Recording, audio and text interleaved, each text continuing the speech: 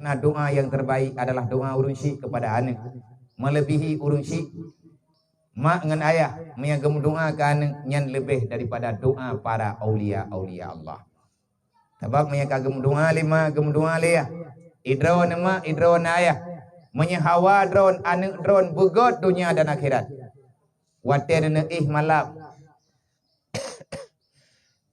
yang god benar ia semayang ataupun lih na semayang isya. Nebut jaro na pagahaba ba Allah. Na lapor ba Allah, ya Allah. Na pemaah ubina salah anak lung ngan lung.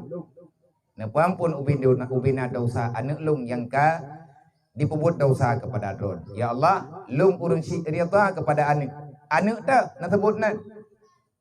Menyatakan di drone hawa na ka anak nyo berhasil bak sabah masalah.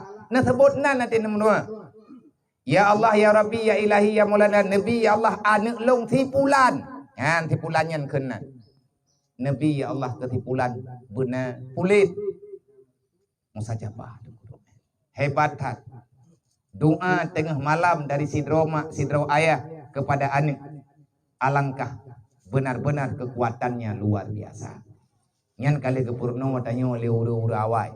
Nah, kaji ahmate mau doa ke mayat, meta pegat ke contoh. Mau doa ke mayat ya, ada datang mayang mayat, mayat di mayat hanai ke, dia sebutnan. Tak mau doa ke jenazah, dia sebutnan. Wah Allah Taala pun hana geduri lagi yang nalate dia. Geduri, tetapi yang ibadat, yang syariat, ketentuan, dan lain sebagainya. Maka amin, wallahu a'lam.